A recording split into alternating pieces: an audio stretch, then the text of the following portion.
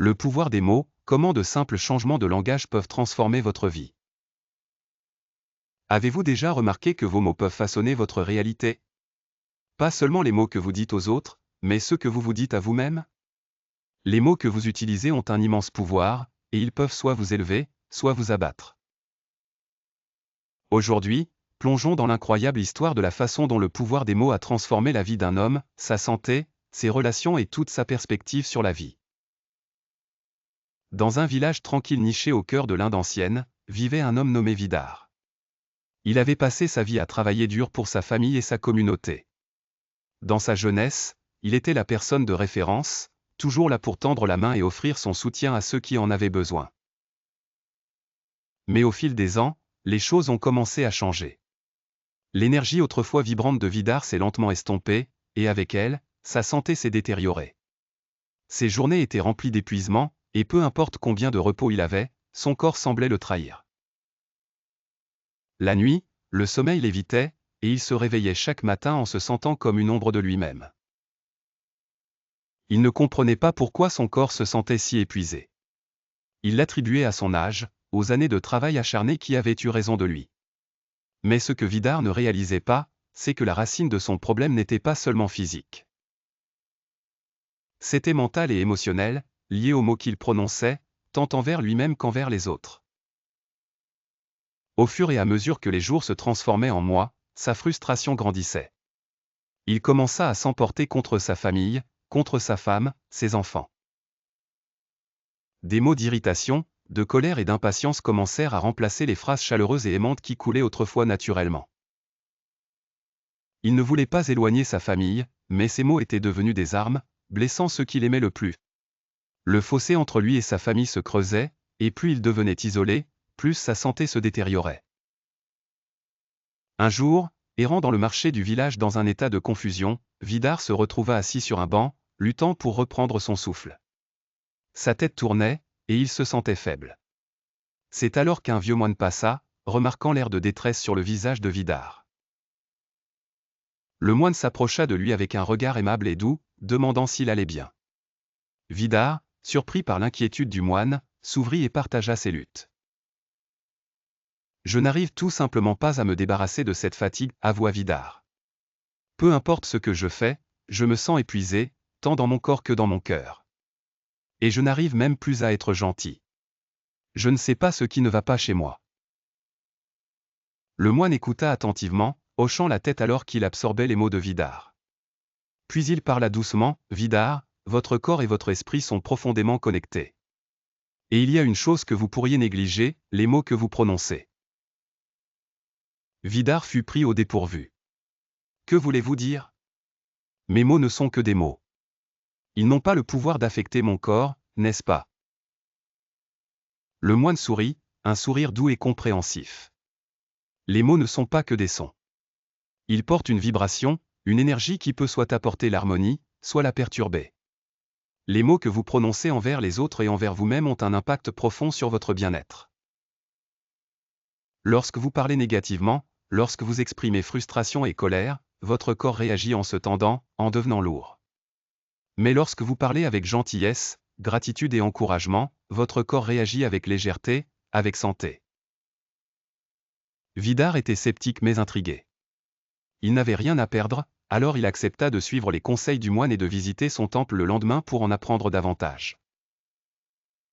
Le lendemain matin, Vidar se dirigea vers le temple, qui était niché dans une partie paisible du village. En entrant dans la cour, il ressentit un sentiment de calme l'envahir. Le moine l'accueillit chaleureusement et l'emmena dans un endroit tranquille pour s'asseoir. Maintenant, Vidar, commença le moine, nous allons explorer le pouvoir des mots et comment ils peuvent guérir à la fois votre corps et votre esprit. La première chose que vous devez comprendre, c'est que les mots sont comme des graines. Ce que vous plantez dans votre esprit et exprimez à voix haute deviendra réalité. Si vous prononcez des mots de doute, de peur ou de colère, ils se manifesteront sous forme d'énergie négative dans votre vie. Mais si vous choisissez de prononcer des mots d'encouragement, de gratitude et d'amour, ils créeront une énergie positive et guérissante.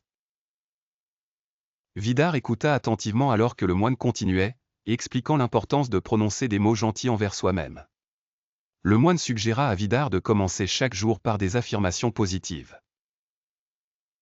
Des mots comme « je suis fort »,« je suis en bonne santé » et « je suis reconnaissant pour mon corps » l'aideraient à reformuler son état d'esprit et à commencer la journée sur une note positive. Vous voyez, expliqua le moine, l'esprit est incroyablement puissant. Les mots que vous vous dites façonnent vos pensées, et vos pensées façonnent vos actions. Lorsque vous vous concentrez sur des mots positifs, vous commencez à attirer plus de positivité dans votre vie. Vous vous sentirez plus énergique, plus en paix et plus connecté aux personnes qui vous entourent. Vidar ressentit une lueur d'espoir. Il n'avait rien à perdre, alors il décida d'essayer. Au cours des jours suivants, Vidar commença à se parler avec bienveillance. Il commença par des affirmations simples comme « je suis en bonne santé, je suis fort et je suis reconnaissant pour aujourd'hui ». Au début, c'était étrange, presque maladroit, mais lentement, il commença à ressentir un léger changement dans son état d'esprit. Il commença aussi à changer la façon dont il s'adressait à sa famille. Au lieu de leur parler avec frustration, il commença à exprimer sa gratitude. « Merci pour votre patience », disait-il à sa femme. « J'apprécie tout ce que tu fais », disait-il à ses enfants.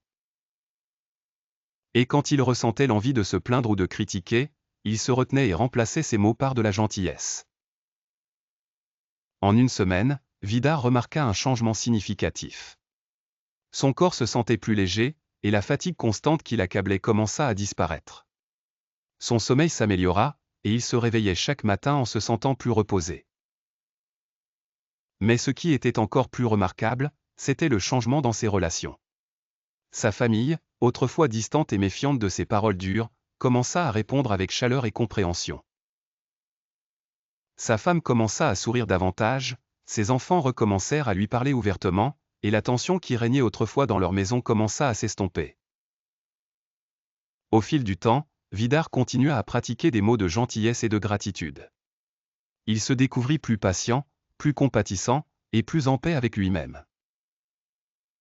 Sa santé s'améliora, mais ses relations et sa vision de la vie aussi.